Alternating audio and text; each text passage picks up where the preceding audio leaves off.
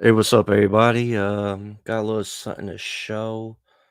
This is a health ranger interview.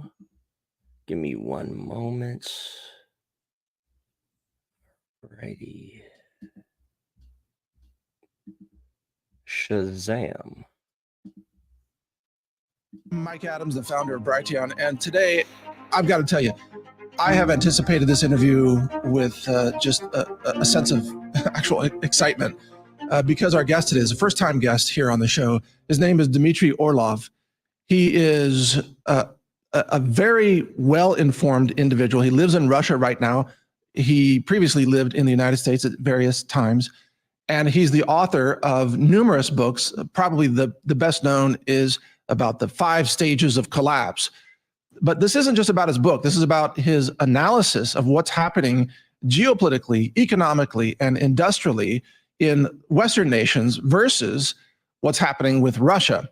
And he's here today to speak to us about the collapse that is actually underway of the West, what that's going to look like, what are some of the signs that you can notice along the way, and where this ends up, and also why the West is uniquely more susceptible and more fragile to collapse compared to, let's say, the former Soviet Union. So welcome to the show, Mr. Orlov. It's an honor to have you on today. Great to be with you. Thank you for inviting me on your show. Well, thank you for joining us and for working your schedule so that we could do this, because you are living in Russia right now. May I ask where in Russia do you live? Is it rural or urban? What's your setup? It's urban. I'm in St. Petersburg, which is second largest city in Russia, 5 million people. And I live right in the center of it. Wow, okay. So just to establish a little bit of your background for our audience, I hope I got everything right in the little intro there, but could you give us a little bit about your time in America? What's your area of study and expertise, and just a little bit about your history, please? I came to the United States with my parents. I was 12 at the time. Went through high school and college and university and graduate school in the United States. Worked in a lot of different industries, just a wide range of experiences, and then pretty much decided to give up on the corporate career right after I turned 40 or so. And ever since then, I've been writing books and blogging and appearing in various places. I used to get invited to conferences. Now, back when the idea of the United States collapsing, just like the Soviet Union did, was funny, I was sort of a guest speaker at various venues. But then when it became serious, it became less of a joke. And I guess my message stopped being funny and they didn't invite me anymore. Mm-hmm. But I keep with the blogging. Now that things are not going very well in the United States and I have a family, etc., I decided to move back to Russia where things are happy and stable and prosperous. You don't have like violent criminals and drug needles littering the underpasses under the roads there in St. Petersburg? Because we love that in America. That's part of the American culture.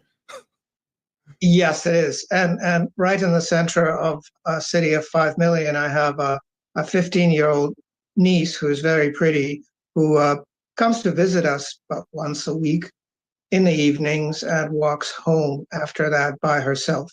Whoa. And that's considered perfectly normal. It's a perfectly safe place. Yeah, that would not be safe in any city in America. And actually, in most blue cities in America, she would have to step over human feces on the sidewalks in order to make it back home. But again, that's what America has become. Let me mention your blog. It's at boosty.to. That's BOOSTY, boosty.to/Club Orlov. And Orlov is ORLOV, Club Orlov. So you can check out Mr. Orlov's content there. And I love the fact, may I call you Dmitry for the rest of the interview? Is that okay? Absolutely. Okay. I noticed you're very prolific also with online interviews over the years. And I caught one of your interviews recently with, I think his name is it Nima? Is that his name? Yes, Nima. Nima. Yeah. He's got a great channel as well. And rarely do I listen to an interview twice, but I listened to yours twice. And it just struck me as so insightful what you were saying about how the West, the culture of the West, has become a culture of materialism and convenience. And as such, the culture is not prepared for collapse or hardship of any kind. Can you expand on that topic and comparing the collapse of the Soviet Union in 1991 to the collapse of the West that is underway now? And what are the cultural differences? What does that mean for the populations? Well, Russia is all about survival. Russians live in a climate that most other nations would not even consider inhabiting. In many Russian regions, the average January temperature is around -20, -40 degrees Fahrenheit. And that's much too cold for a lot of people. The agriculture in Russia is sometimes good and sometimes terrible. There are failed harvests that occur relatively regularly. And in general, it is a place that has a lot of resources, but they're rather diffuse, and the distances are absolutely huge. So given all of that, it is not a place where humans can survive without helping each other. And in Russia, help is mandatory. You cannot turn down somebody who needs help. You can't leave people on the street.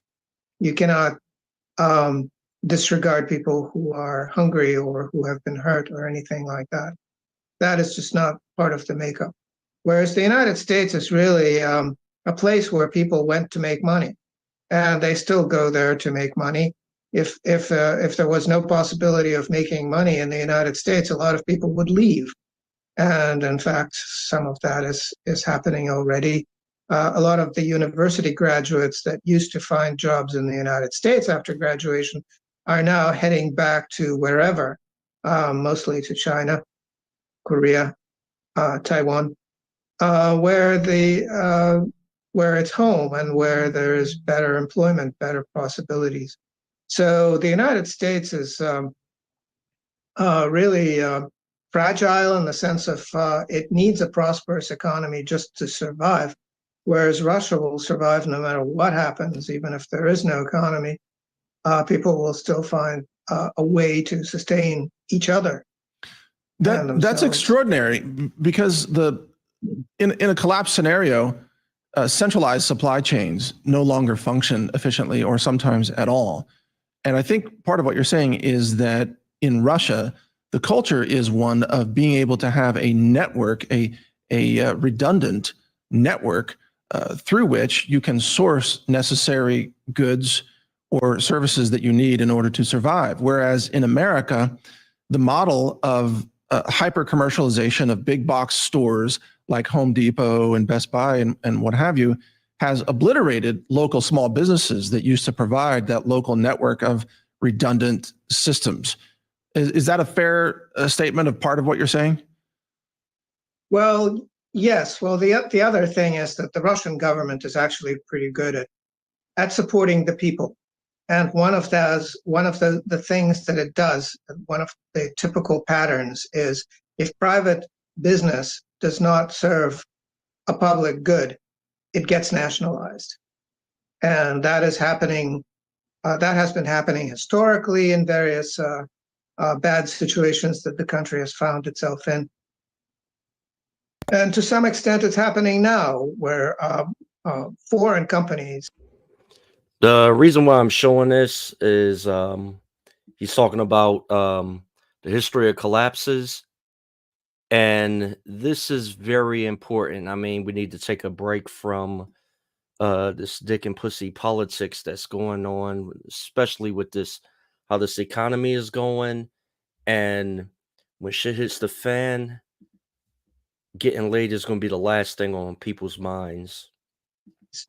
Have been found to not serve the public good of the Russian people and are being nationalized. So that there is this fallback of public administration taking over for private enterprise and making sure that people are fed and clothed and housed and educated and all of the rest. And most of that is managed by the government in any case. And a lot of people over the years have asked me, well, do you really want the government to do all of these things because the government is so bad at it? And my answer is, well, not the American government, God forbid. Right. But the Russian government, well, it muddles through somehow. No government is perfect, but the Russian government actually gets the job done much of the time. It's so many areas that are interesting to pursue with you here, but one of them is the fact that in the West, this big lie that we've all been taught for generations is that the West is superior because it's engaged in free market capitalism, free market innovation and ideas. Whereas we were always taught that, the former Soviet Union, that's centrally planned, centrally controlled economies that don't work.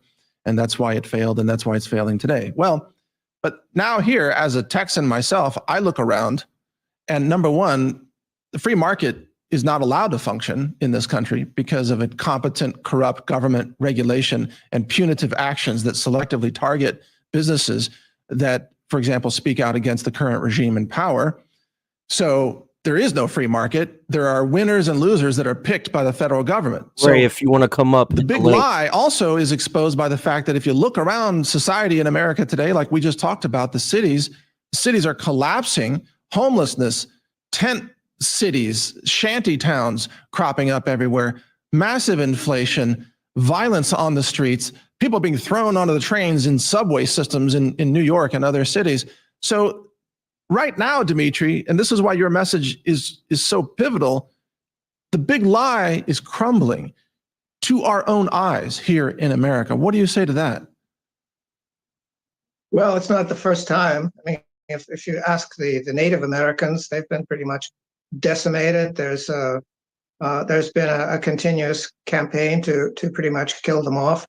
If you look at what happened during the Great Depression, and before that, in the aftermath of the Civil War, there was no pretense of keeping people alive. After the Great Depression, even as wheat was being burnt and milk was being poured into rivers, people were starving with no effort being made to sustain them or keep them alive. Basically, America is not a place that takes care of people. America is a place that takes care of property, and the property is of the right kind of person, let's say. It has inherited the structure of the class society of the old world. So that basically the aristocracy, instead of having various coat of arms and insignia specifying its rank, just has dollar signs next to their name now, right. Millionaires and billionaires, etc. But it's the same thing. It's basically, it's a country, it's not a country, it's a country club. It exists for the benefit of its owners, not the people who inhabit it. Absolutely.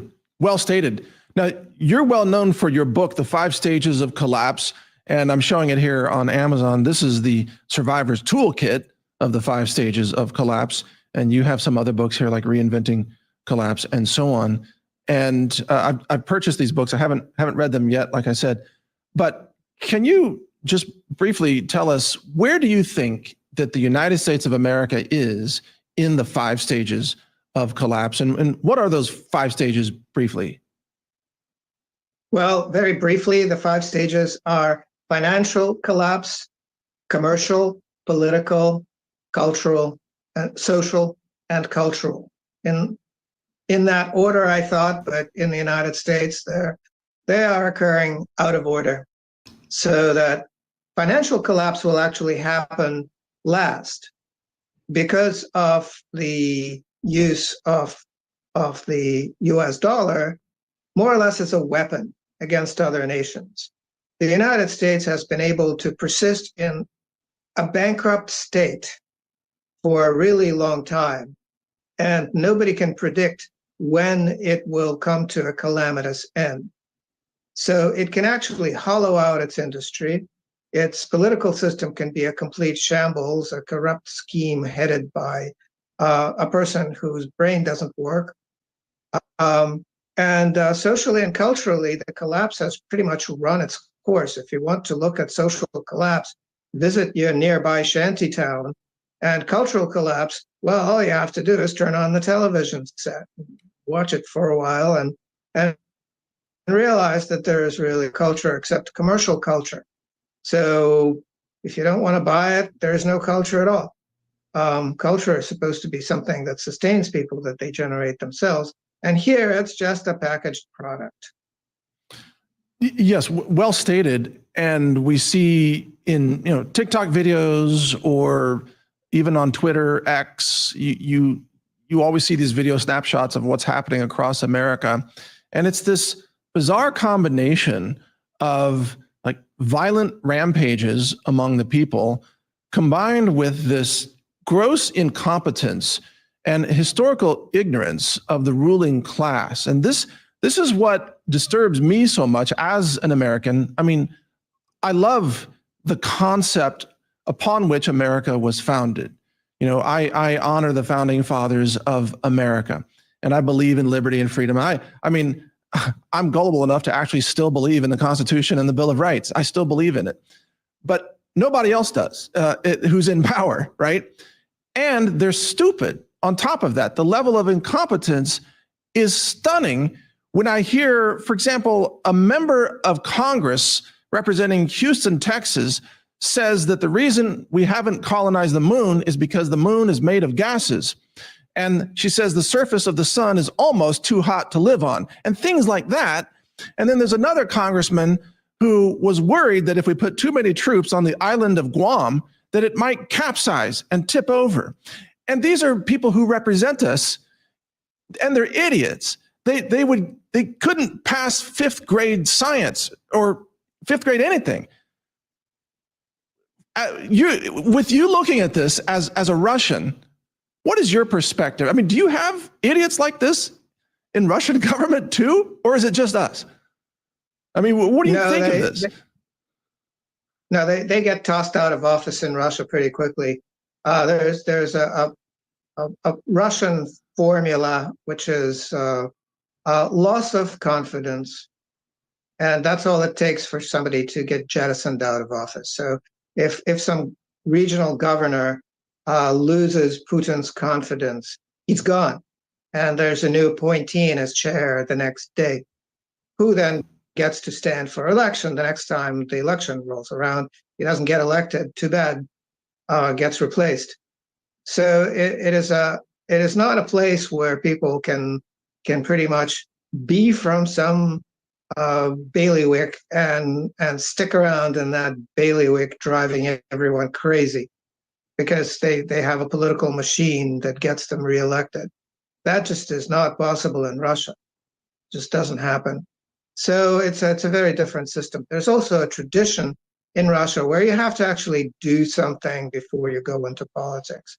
You actually have to be good at something. Traditionally, engineering, because it's a culture that is very technical, and so technical professionals rise to the top much more easily than lawyers and financial types and other do nothing symbol manipulators. You actually have to know how to get stuff to work before you get to tell people what to do. Well, that's a fairly typical thing. I mean, I'm really glad to hear that. And I was talking about, we have one member of Congress who is very intelligent. His name is Representative Thomas Massey. I believe he's of Kentucky, and he's an inventor. He's got patents. He's an engineer, and he's sharp, right? But that's the exception to the rule. But let's talk about the result of the Russian people being very technically capable and looking at the military technology. So I've pointed out many times how Russia is leading the way on hypersonic weapons development and actually deploying them effectively. Russia has innovated drone technology and also working on autonomous, AI-controlled land combat vehicles that have been at least demonstrated a little bit, and also electromagnetic warfare capabilities and anti-air defense systems. I think in all those areas, Russia is leading the world. And yet, in the West, what we have is this woke culture where you get the job for being woke. So if you have purple hair and a nose ring and you're a transgender, you get the job, where the guy who can actually do the engineering is passed over for the job. And that's why we have bridges falling down and hypersonic missiles that don't work and everything's falling apart in America. Do you see that the way I see it, or do you have different comments or different views on that? Well, actually, it's a little bit more nuanced in America. So the lunch eaters, the managerial class, they have to have the nose rings and the dyed hair and the surgically removed or attached genitals and whatever else. That's now a requirement, I guess. Having an interesting sexual life is a requirement of some sort for any sort of a position like that. There's a quota for that sort of people. But when it comes to people who actually are supposed to get the job done, it's actually okay to hire white guys, but they don't know how to manage these white guys. There's no understanding of the fact that if somebody's job is to know all about some Swallow the meat, spit out the bones. You're going to get a lot of this typical BS in this. very crazy widget that only has one application, but without which you can't get a weapon system to work, then you have to guarantee these people lifetime employment, because they will not invest tens of years of their life in studying this widget. And that used to happen in the United States. There used to be people who were basically, lifers in an industrial or engineering job. But now what they do is they approve some weapons program, and then lo and behold, they expect competent engineers to pop into existence spontaneously. They have to be young, and they have to have at least 10 years of experience, and they can't be any older than 40, because at that age, health insurance gets too expensive for them and their families, and they don't work as much because they're older. And so the whole thing falls apart because nobody knows what's going on. So, the United States tried to work up some sort of hypersonic weapons system. I don't remember its code name or anything, but first time it flew on an airplane and it didn't come off. One of the problems, because we lack in technology, is because our education system sucks. Now, we're right now in a service-based economy. That's why you see a lot of the your East Asians, your Asians, your Africans that come over here from their countries, because in their countries, their education system focus on STEM. This right here is where, what Health Ranger was saying. That's cap right there. Our education do not focus on fucking STEM. That's why you have a lot of people over here that dominate those fields. It just they landed with it. It attached. The second time it attached, and the engine didn't start, and it dropped, and then it just goes on like that. So what they're good at is PowerPoint presentations. Yep. 3D models of things, catered lunches, get-togethers where you fly people from across the country to hobnob with each other and discuss weapons programs, but not so much when it comes to the development of the actual weapon. That is somehow overlooked.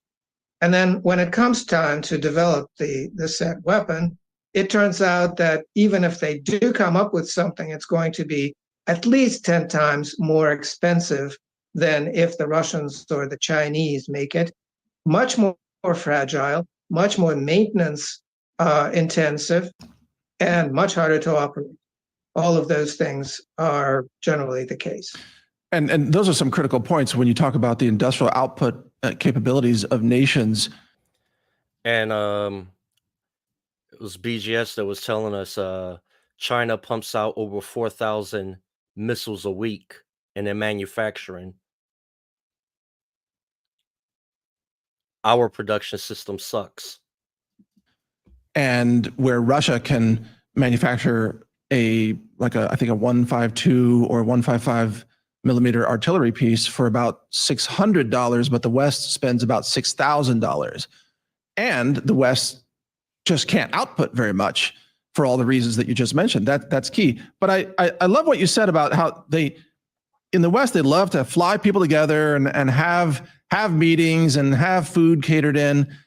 I've been invited to a lot of such things. People like to get together and talk about big ideas. It's always a waste of time.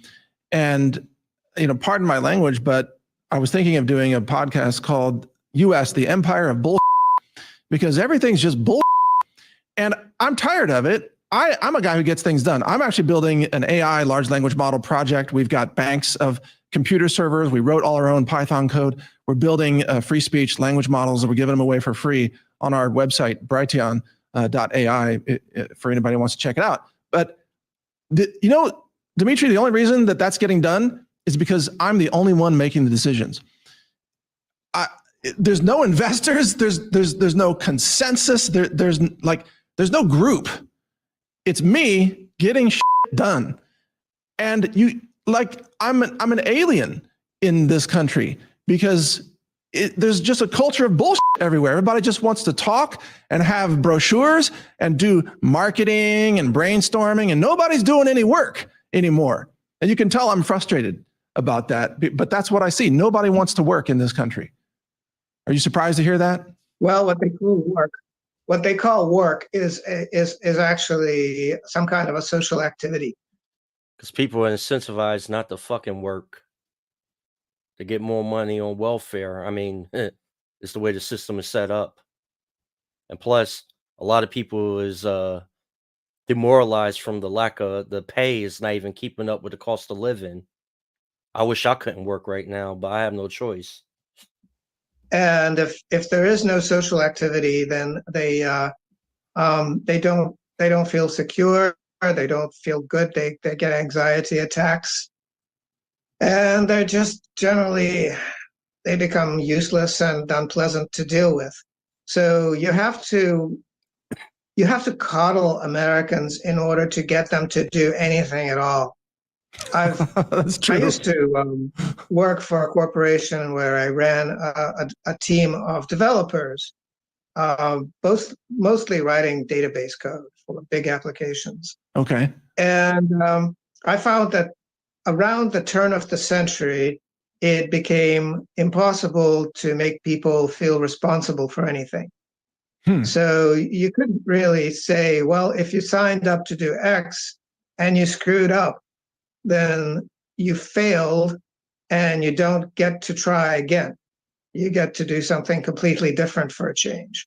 That's just impossible because, this person that you just said is a failure is now hurt. Right. It'll require very expensive counseling to get that person back online, and et cetera. And that was happening for a while. So there isn't really any sort of feedback or discipline going on with regard to failure and the quality of the work and things like that. But people started getting away with failure, basically. Well stated. People started getting away with failure. And I would say that in the 2 decades since then, the time period that you just mentioned, it has become so much worse.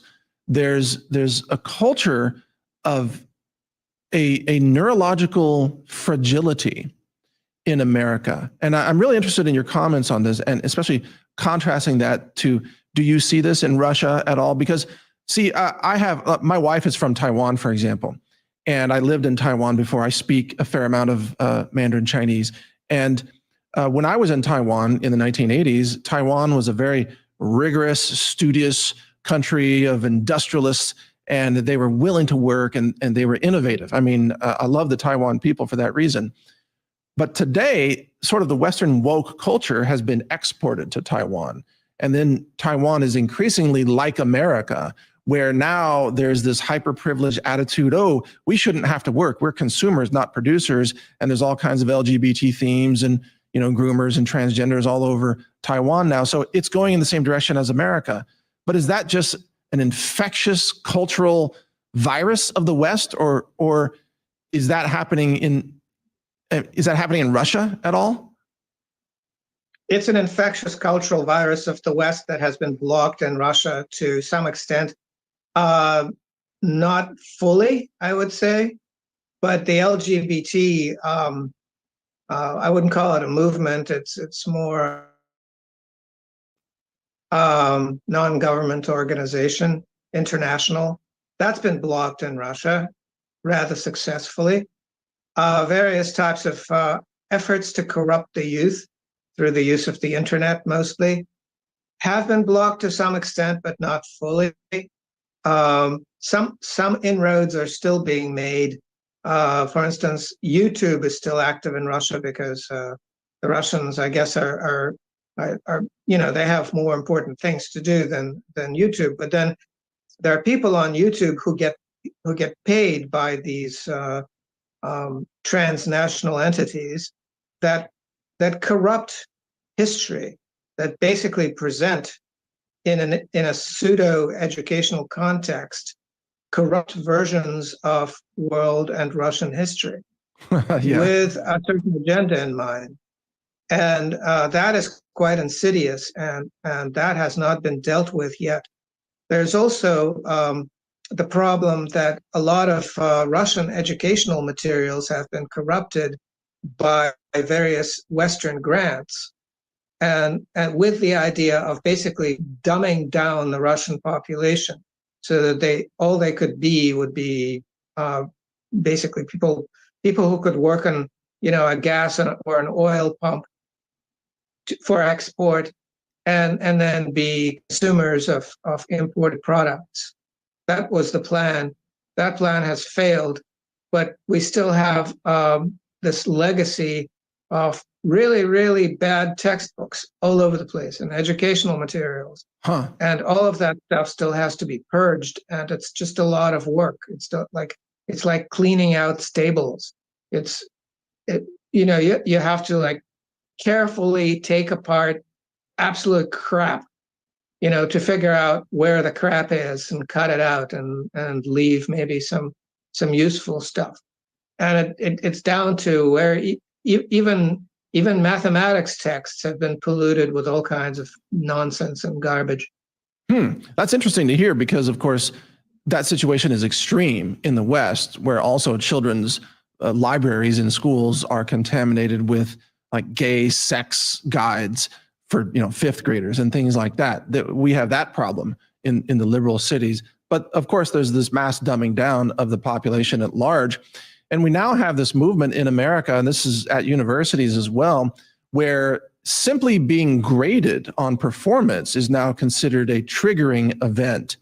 And so not only are grade guidelines being watered down substantially, where if you get 50% of the questions wrong, you get a C now in many universities in America instead of an F. In some places, they're just dropping grading altogether. And the result is that coming out of the universities and schools in America is a class of people who, by and large, are unemployable by those of us like myself, my companies employ a lot of people, and I can hardly find anyone who can do basic math, much less logic or reason or anything like that. I mean, the American education system has been utterly decimated, unrecoverable, unless something dramatic changes. That's how bad it is here, Dmitry. I don't know if you knew that, but it's bad. There was a period of time in Russia where similar things were going on, and a lot of people went and got degrees in economics and finance and law. and they're now selling cheap imported Chinese junk at open air markets in Wow. provincial cities, because that's how useful that education is. And that whole educational paradigm was very much inspired by Western influences and Western grants paid for those educational materials. And it's sort of a bit of a lost generation. These people, if they have kids, then what can they impart to their kids if their own education was that bad and the result was that bad? So there might be even a lost generation and a half there. Oh yeah. But yeah. it's being fixed. It's being remedied. Wow. Let me shift gears and ask you a different question. And I'm sorry if this sounds blunt, but hey, we're not holding back here. This is not a censorship channel. I'd like to ask you, in your view, are the Russian people aware of the real aims of the West and how the goal of the West was to economically isolate and weaken Russia, to use nefarious means to try to have an uprising to overthrow Putin and to install a Western puppet to rule Russia so that the West could then extract Russia's natural resources, because that's a model that the West has done to many other countries all over the world. Is that common knowledge in Russia that's what the West is trying to do? It's the message in Russia. It's something that is being discussed in great detail, dissected and analyzed on national television every day. Wow. Okay. And on popular and less popular blogs, and etc. You can find all kinds of very intelligent analysis of the situation. The problem is that it's very easy to corrupt the young, the minds of the young, who are not really equipped to dispute messages that are forcefully imposed upon them by people in authority, figures of authority. And what happened during the 1990s is that a lot of effort went into completely discrediting the Soviet system. Some of that was deserved and some completely undeserved. For instance, the Soviet space program was and remains excellent. The nuclear power program was and remains excellent. I could go down a long list of excellent Soviet things that are now Russian things that are still excellent.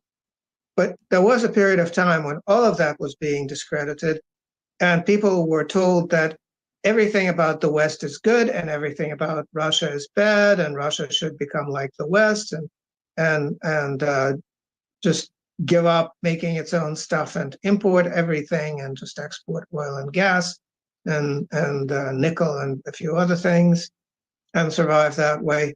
And a lot of people's minds have been polluted with this ideology, and there's really no way to quickly and efficiently unpollute them. It's sort of like you have a cup of tea or something, and you put a teaspoon of horse manure in it and stir it in. Well, how do you get that horse manure back out? Right. because you want to drink the tea. There's no way. You Yes. have to start over. So the younger generation is much more. The people who are in school now, who are in grade school now, are much more capable of taking on board the message of Russia having friends around the world, lots of them. The majority of the world is on Russia's side, or at least neutral, and then Russia having enemies. And these are not enemies of just Russia. These are enemies of most of the planet. The entire world is sick of America. It's not just Russia. And so that message is sinking in, and it's sort of drifting down in terms of generation. So the older people who grew up during the Soviet Union, and they actually now understand what's going on, and perhaps understood it all along. So they're easy. They're easy, and the young people, the school kids, are also easy. But then there's this gray mass of mentally deficient people in the middle who have somehow absorbed this Western liberal dogma, and there's no way to get it out. Well, I would imagine that situation is going to change dramatically as the collapse of the West really accelerates, because it's going to be increasingly difficult to argue that the Western model is working when the cities are in a state of collapse. Crime is everywhere. I mean, California, every producer who can flee California is in the process of fleeing or has already fled, and California is facing a massive budget deficit because of that. And this is happening everywhere. Americans are moving out of the blue states and into the red states. And so we're going to see a collapse of the cities, but also, I mean, a collapse of the value of the dollar and globally. So let's segue to that. Let's talk about energy and currency and the BRICS currencies. I know you've talked about that, but Russia's gift to the world, and especially Western Europe, was Russia's willingness, one of many gifts, willingness to export affordable energy, clean energy in the form of natural gas to power Germany's industrial economy. America comes along, blows up Nord Stream, the pipelines, proving that America engages in terrorist acts of destroying civilian infrastructure, and proving that America is the enemy of Germany. Not that Russia is the enemy of Germany, but America is the enemy of Germany. Germany is suffering today because America blew up its energy source, which was Gazprom, right? And along with that, then America weaponizes the dollar, as you said, cuts off Russia from the SWIFT system. But as a result, America is isolating its own currency globally as other nations are seeing the theft of $300 billion of Russian assets held by mostly European banks now, seized, stolen from Russia. All the other countries around the world are looking at this and saying, why would we ever want to buy dollars or euros? Why would we want to do business with American banks or Western banks at all? So energy and currency. Can you speak to those two things, Dmitry? Well, yes, there was a gigantic miscalculation made by the United States. The idea was that if the United States took over the Ukraine and made the Ukrainians behave so badly that Russia had to intervene to basically protect the lives and safety of its citizens living in the Ukraine, which number in the millions, then that would be the excuse to impose sanctions on Russia, which would devastate the Russian economy, bring Russia to heel, and cause the Russian citizenry to rebel and overthrow Vladimir Putin, allowing the Americans to install a more pliable dictator in place of the elected president, who would then basically do America's bidding from then on, and hopefully make it possible to dismember Russia into lots of little insignificant, helpless countries. That plan failed miserably because the Americans misunderstood this basic thing, which is that Russia kept the global economy growing by doing two things. First, by exporting lots and lots of energy to the West at reasonable prices. And second, by exporting much of the money that it made in the process to the West and investing it in the West. That's right. That's right. And so when those two things stopped, there was this complete incomprehension of, oh my God, what have we just done? We just cut ourselves off from our source of cheap energy, so now we're industrially non-competitive, and now we're short of money, because even with Russia being this lifeline of both energy and money, energy and wealth, exporting its wealth, the West was barely taking over economically, maybe producing a return on investment of 1 or 2%, whereas in Russian industry, a typical return on investment of 20 or 30% is not unheard of. Wow. So basically, the West has completely cut off itself from the country that was feeding and sustaining it. And lo and behold, the Russian economy is growing faster than the world average and doing really well. And some parts of the Russian economy are just growing by leaps and bounds. Russia is no longer exporting too much of the raw materials because it has found that it can process these into products and export the products for a lot more money. And that in turn shuts down a lot of German business and American business because it's no longer necessary. So it was a gigantic miscalculation, staggeringly huge miscalculation, basically handing to Russia a major victory and lots of territory and lots of citizens who speak Russian. So that's really, in a nutshell, what has happened over the past decade or so. The weaponization of the dollar and the attempts to isolate Russia from Western financial systems, as you just stated, it caused Russia to then take its wealth generated from energy sales and to invest that more domestically. So to turn that money inward. And from that domestic investment, even in just the last 2 years, Russia has been able to grow its domestic industrial output significantly, especially military output, in a way that is dwarfing the aggregate output of all Western European nations combined, and in some cases, even the United States combined. Whereas the United States has chosen to outsource.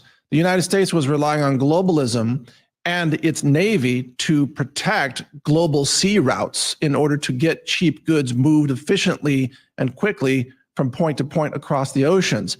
That model is now collapsing. In fact, as we're doing this interview, Dmitry, Joe Biden just announced, I think, tens of billions of dollars of new tariffs on China, accusing China of, what do they call it? Excessive output or excessive production? This is the new Western term.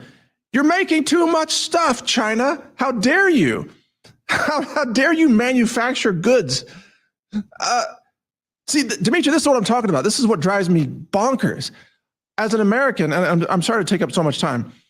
I'll get to my question, but as an American, I just want to compete on a level playing field with the world. I want to produce, I want to have innovation, ideas, creativity, patents. I can coexist in a world on a level playing field with Russians or Chinese or Koreans or Iranians or anybody. If we just have peaceful trade and ideas, we can all benefit. But I live in a country run by warmongering psychopathic lunatics who don't believe in a level playing field. They want to bully the world, and as a result, they're cutting off their own necks in the process and bleeding this country out. That's what I see happening. Oh, white supremacy. I guess I didn't have a direct question in that, Well, but what are your comments? Well, I see that happening as well, and I think that the horse has long left the barn, and there's no way of catching it and chasing it back in. Basically, the United States has gone all in with financialization and this model of making stuff anywhere in the world where it can be made cheaply. Not realizing that these economies are false economies and they're temporary. That basically, fundamentally, you have to have your own productive population, educated, productive industrial workers, or you will not have an industrialized country. You will have tent cities. You will have collapsing infrastructure. You will find yourself incapable of maintaining California. the infrastructure that isn't collapsing, so it will collapse as well. And so the Americans are now finding themselves in a position where a bridge, in Baltimore that would probably take the Chinese, 3 weeks to replace, or else. They're pretty much just talking about doing something about it and finding somebody who might do it. The Army Corps of Engineers said that they can't, so now they're at a loss and they can't find a contractor who will handle that job of that level of complexity. Again, the Chinese would get it done in 3 weeks to a month. So that is happening in the United States, and because there was this idea that other little people will do all of the dirty work for us, and we'll just manage the money, and we'll just have Wall Street, and we'll just have big investment banks and all the rest manage it, kind of top down. That has stopped working, Right. because you do have to have an educated and productive population, or you don't have an industrialized country. That's right. That's right. And you don't have a sustainable economy if you're just printing money, exporting inflation, and consuming the goods of the world. Like that can work for a little while, not for long. A couple more questions. Well, yes.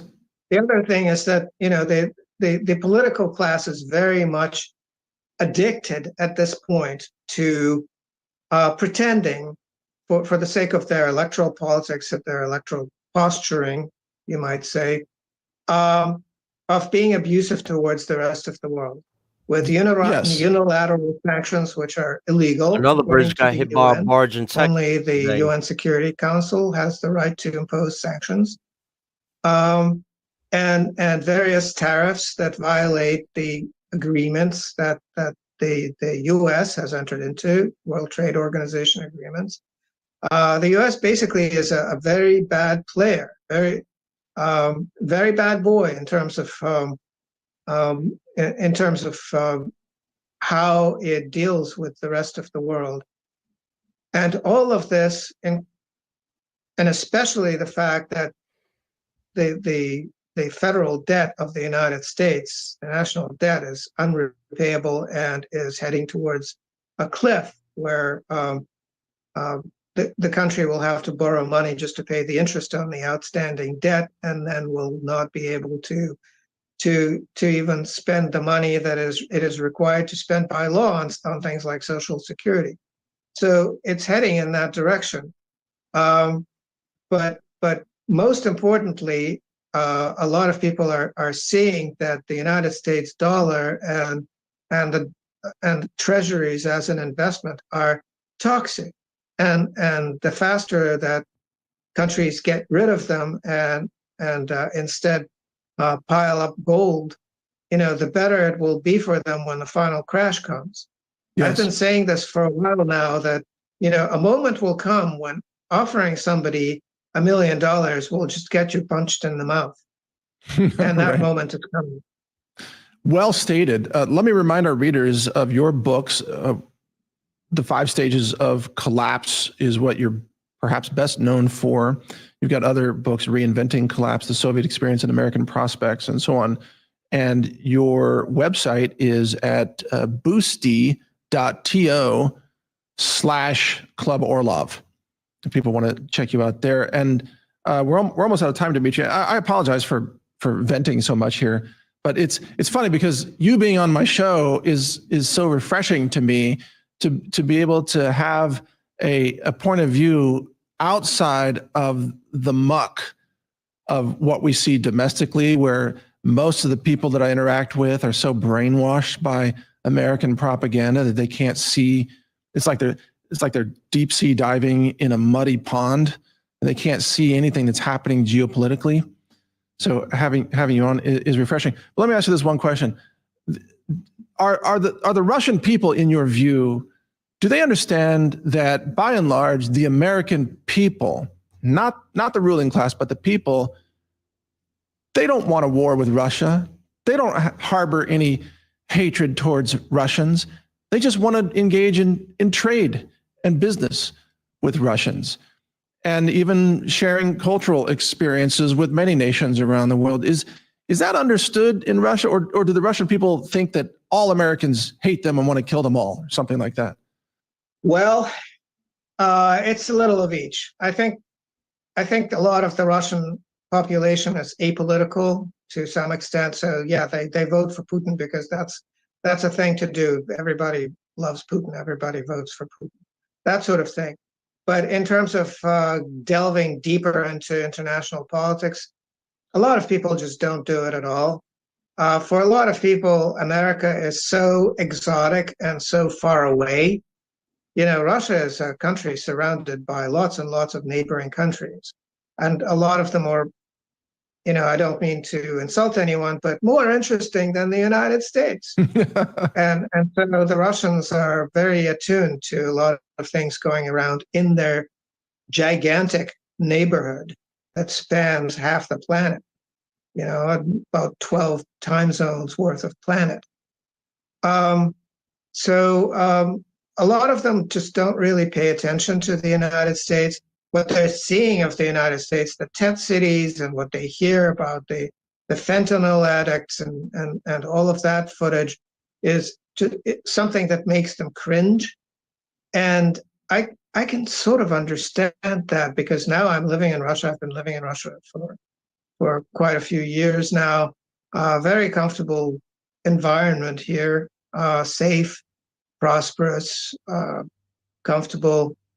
And then looking at what's going on in the United States is really cringeworthy. And I would go a step further and say that the United States is becoming, to much of the world, something of a mental health hazard.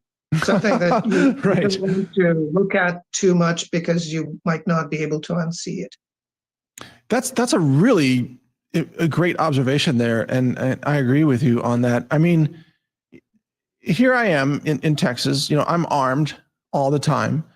I have a security dog here in my studio, a trained military attack dog, simply because of how crazy the world is, even in Texas. I can't, even as an armed man with a security dog, I still have to be very much alert and aware because crazy, violent, insane people could come up at any time and try to carjack you, for example. Now, they would get shot, you know, obviously, but I don't want to harm my hearing by discharging a firearm in my vehicle, so I would rather that not happen. But that's the reality of what America has become. It's very sad. And in conclusion, Dmitry, what do you think the American people are going to see in the next 2 years? I'm not absolutely 100% sure, but I have a very strong hunch that the US federal government will become non-functional and that it'll be every state for itself. So accelerated secession, perhaps, or just anarchy? Chaos. Chaos. Yeah. The moment the federal government loses the ability to spend money the way it is doing now, it becomes a defunct state. And the United States becomes just states. Right. Yeah, that's probably coming. Anything else you want to state here as we wrap this up? And I really appreciate your time, and I apologize for asking such long commentary questions. I won't do that again if we have you back, but anything you want to add here at the end? Well, I just want to thank you for the job you're doing. And, you know, I really do want to remain helpful, to inform people to the best of my ability about what's really going on in the world, because the US media is not doing its job at all. And so voices like yours are very important. Yes, thank you for saying that. And let me state for the deep state agents watching this program, I don't want to see America destroyed. I want to see America saved. But we must become aware, we must be honest about the problems. And that's why you, Dmitry, are so beneficial to this program, to help point out from a fresh third-party perspective. As a Russian, you can see more clearly what a lot of the American people can see, because this becomes normalized in this country. The stuff we're dealing with every day becomes normalized, and it's not normal. It's not normal to have pedophiles walking around the streets, kidnapping children and raping them. And it's not normal to have carjackings all over town and 60,000 Americans a year dying from fentanyl overdoses. That is not normal, but it's become normal. We've got to stop it.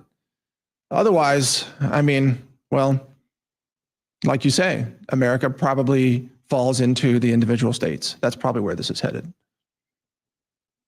So thank you, Dmitry, for your analysis. Thank you.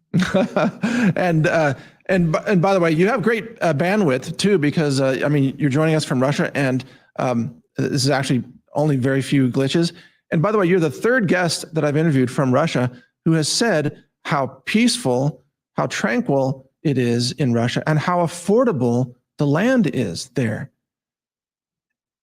It must be true. It is. It is. Yeah, lots of Russians are just spending a bit of their savings and getting a huge chunk of land. That's a popular thing. Wow, that's unobtainable in America today. In any case, Dmitry, it's been a pleasure speaking to you. Thank you for your analysis. We wish you peace, and please help spread the word among your contacts in Russia that many of us in America, we seek no war, no conflict, no hatred. We seek peace and trade with Russia and other countries around the world. That's the way I would like to see it happen, but we'll see where it goes. Thank you. All right. Thank you so much, Dmitry. All right, folks.